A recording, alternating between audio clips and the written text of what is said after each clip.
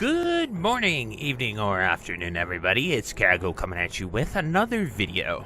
So today I wanted to take the time to go over the full list of sort of changes to all the Sunken Temple gear that they announced late last night. I made a video really early, like right after they announced it, and I sort of showed you what the gear I had as a mage and what I saw had changed and taken a few guesses at a few pieces.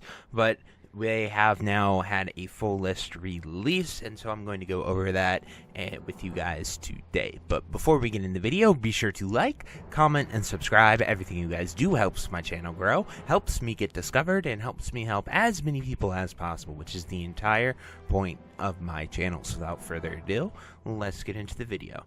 So I'm going to switch it over here to the full list of gear changes, talk about some of the biggest ones as well, and we are going to do that now. So one of the biggest changes is the vestige of the Exiled. This thing is insane. It got a quality update. Its item level went down somehow. They lowered the int a little bit. They took away its spirit. They upped its armor, and then they changed its hit and spell power. They changed that to about the same. They didn't do anything with that, but they added 20 fire spell and 20 shadow damage to it, which was really crazy. Then they changed the will of the warrior chest piece, just upped all of its stats, gave it good stam, gave it strength, gave it some agi, and increased its armor, and increased your block value with your shield by 30 instead of 21. So it could be like a full tank thickness one. I'm not too sure how that compares with the set. Same with this chest piece. While these stats are nutty, they added hit to it, they added crit, and they made it have 35 spell power. Really good. They got rid of its int, unfortunately, but they made it a really good item. But unfortunately, I think you're going to still stick with the caster 3-piece over putting on these as of now, but it can be a good item to have in case you're trying to get that extra hit for the item. Next, we have the Cursed Slime Scale Bracers. Very similar. It's not as much spell power as you are going to see with the Warsong Ghost Exalted ones, but they are now epic and have more armor. So, like, if you need the 1% hit, these are something to consider. Or if you're fighting really high-level mobs, a hit set is always good.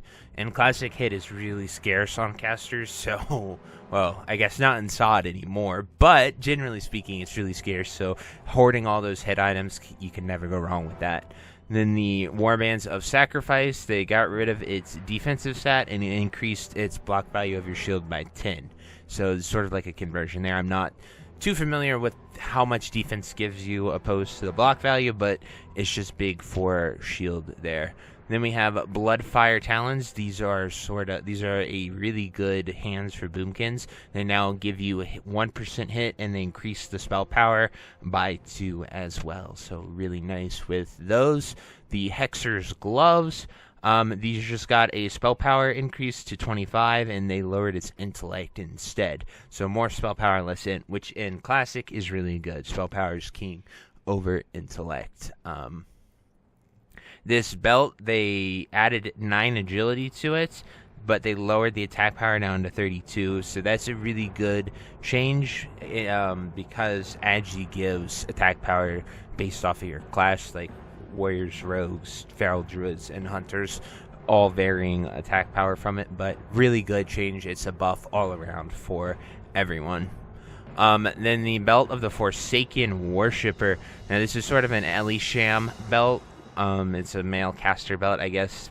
Holy Paladins could use it too. But it increases the damage and healing by magical spells and effects by 24. And they increased its armor and they gave it spell power. They got rid of its spirit. So that's just really good. Like, it just has spell power on it instead of just crit. So it's like an actually really useful item and really good. And, you know, caster hunters could try to use that. I honestly, if they keep adding these pieces, the spell power hunter might actually become something instead of just a meme.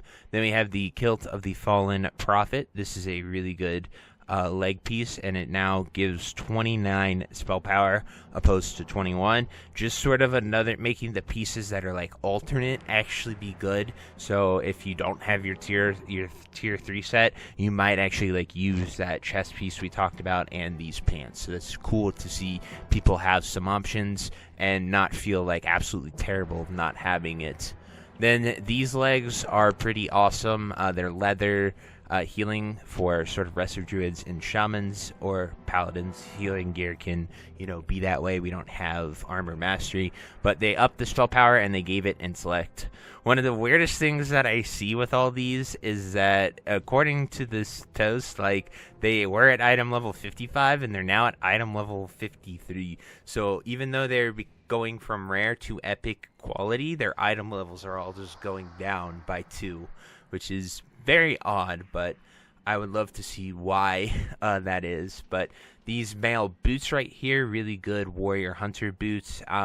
They got a huge strength update. They got plus 10 strength added to them and a little bit of armor, but just really good to see not only casters getting gear tweaked for them. Then these leather boots here, their spell power stayed the same, but they got 15% more intellect, or 15 intellect. So just adding spirit and int to healing gear, really good.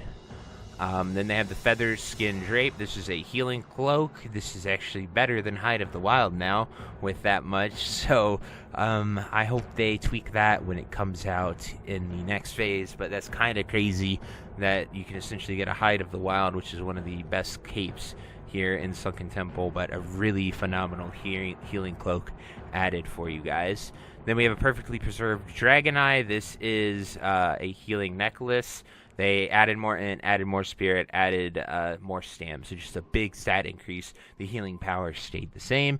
Jindu's last locket here. This is the caster neck. This is actually huge. It is now BIS, so if you didn't have this, you're going to be wanting this caster neck. It's better than the mage class one. I'm not sure what warlocks used, but it just went from 12 spell power to 19, making it better. So that's just, nice to see new gear become useful. Then they changed a lot of the weapons in here. They upped the damage. They added more agi to Smolderon's Claw, so it could be a nice 2H polearm for those hunters. The Blooded Hate Spike is really interesting because it has agi, but it has crit with spells. It's sort of like something that I'm not really sure what they were really going with this too much. I guess more like a hunter-caster weapon type deal with that. Then they have the Gun Axe. They made this a lot better with its weapon stuff and the ability to shoot the gun. Very interesting. I'm not sure where too much with all these melee weapons, but essentially they just all got DPS buffs and doing more damage with them. A few of them got stat changes. This bow got more attack power added to it, as well as a DPS increase to the bow. Without sims, it's really hard to sort of guess where these melee weapons are going to be, but, a lot of them get just DPS increases and some of them get stat increases. So, like, this one got 5 more strength added to it. The Might of the Bloodloa got 1 strength added and 4 stamina added, as well as the DPS increase. The Fist of the Forsaken got a quicker weapon speed, so a little bit less damage, but higher DPS. Then the Madness of the Avatar, so this is a main hand healing one that has hit on it and casting, so this is like a Shadow Priest weapon.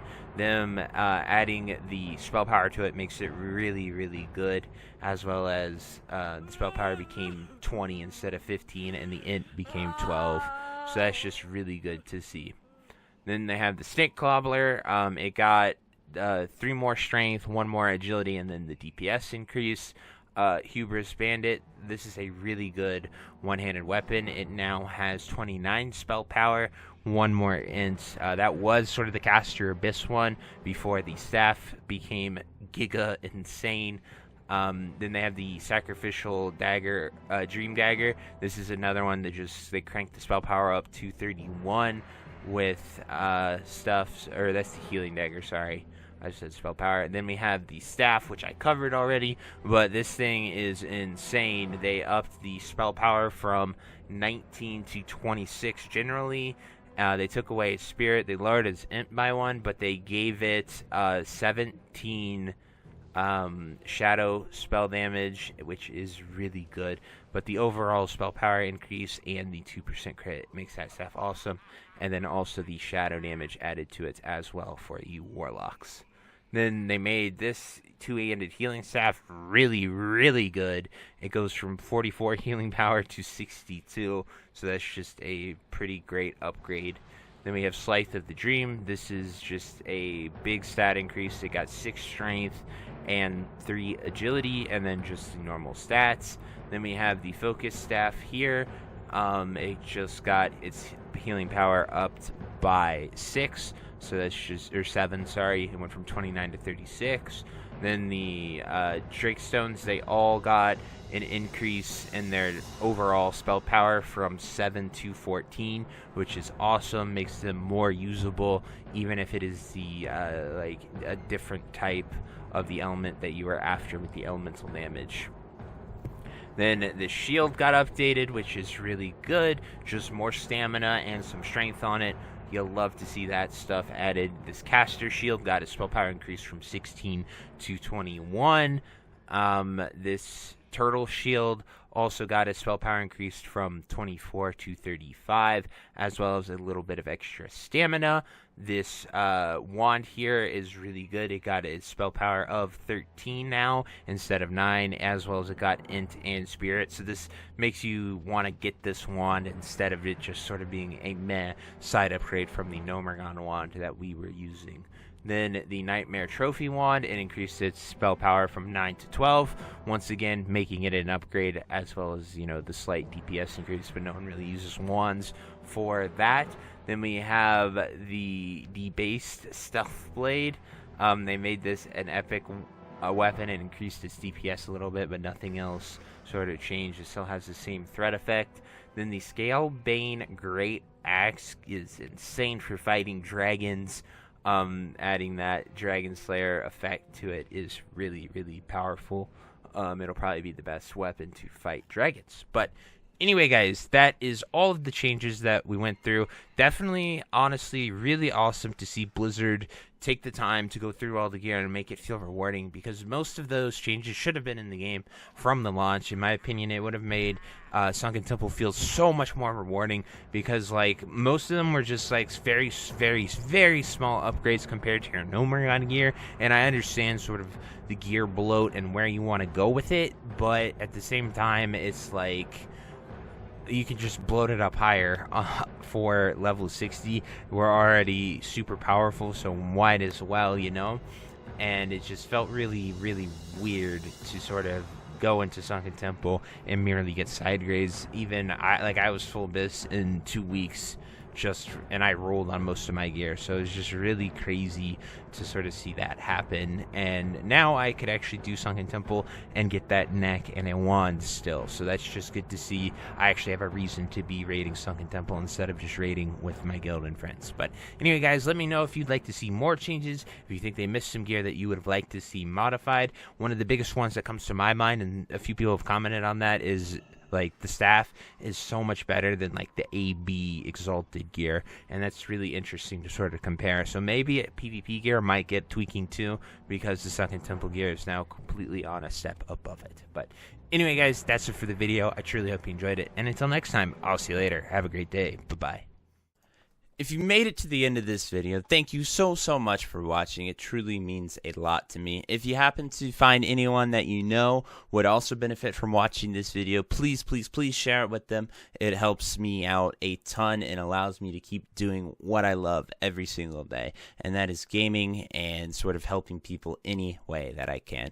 So finally, thank you so much, and I hope you have a fantastic day. Goodbye.